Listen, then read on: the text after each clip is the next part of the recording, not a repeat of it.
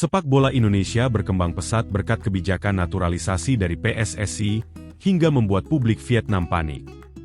Timnas Indonesia mengungguli Vietnam dalam perburuan tiket putaran ketiga kualifikasi Piala Dunia 2026. Di sisi lain, Timnas U23 Indonesia mencapai semifinal Piala Asia U23 2024 dan tengah memperebutkan tiket Olimpiade Paris 2024.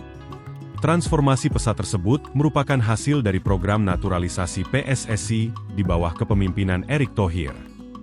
Terbaru, PSSI telah menyelesaikan proses naturalisasi Martin Paes yang memiliki darah Indonesia dari sang nenek.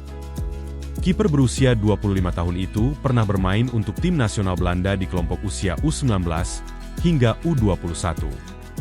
Kehadiran kiper FC Dallas itu menambah panjang daftar pemain keturunan di timnas Indonesia.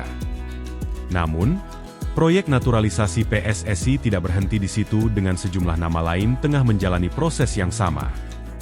Perkembangan pesat tim Merah Putih dengan hadirnya pemain keturunan tampaknya membuat publik Vietnam panik.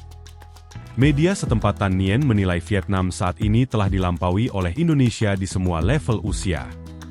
Menurut Tan Nien, hal ini menimbulkan kebutuhan untuk lebih meningkatkan efektivitas kebijakan naturalisasi. Saat ini, Vietnam memiliki sederet pemain keturunan seperti Dang Van Lam, Nguyen Philip, Ma Hong Quan atau Adriano Schmidt.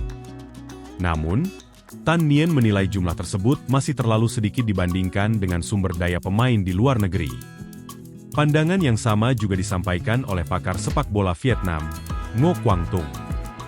Ia menilai Federasi Sepak Bola Vietnam, VFF, harus lebih serius dalam memanfaatkan pemain diaspora di luar negeri. Kami memiliki 6 juta orang Vietnam di luar negeri, namun sebagian besar dari mereka berbasis di Amerika Serikat, negara yang tidak terlalu antusias dengan sepak bola, kata Quang Tung. Hal ini sangat berbeda dengan populasi diaspora Indonesia yang berbasis di Belanda, yang memiliki tradisi sepak bola terkuat. Namun, Vietnam masih perlu melakukan investasi yang lebih serius untuk memanfaatkan sumber daya di Eropa dan Amerika. VFF harus menganggapnya sebagai strategi serius dengan para pencari bakat yang tersebar luas, dengan kriteria yang jelas. Kisah Nguyen Philip menunjukkan bahwa masih banyak hambatan yang menghalangi atlet-atlet Vietnam di luar negeri untuk memberikan kontribusi kepada tanah air mereka. Tentu saja, pada dasarnya Vietnam harus fokus untuk lebih meningkatkan kualitas pelatihan bagi generasi muda di dalam negeri, yang masih kurang bagus, tambahnya.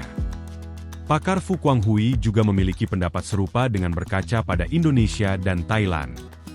Dalam jangka panjang, Vietnam masih perlu mengeksploitasi lebih baik sumber pemain Vietnam di luar negeri. Namun, kita masih menghadapi hambatan kebijakan, tidak ada prioritas khusus untuk atlet-atlet berprestasi seperti Indonesia. Thailand dan Indonesia mengalami kemajuan pesat berkat para miliarder yang menjadi presiden Federasi Sepak Bola. Mereka membantu mengambil keputusan dan metode dalam memanfaatkan sumber daya pemain keturunan di dunia, kata Quang Huy.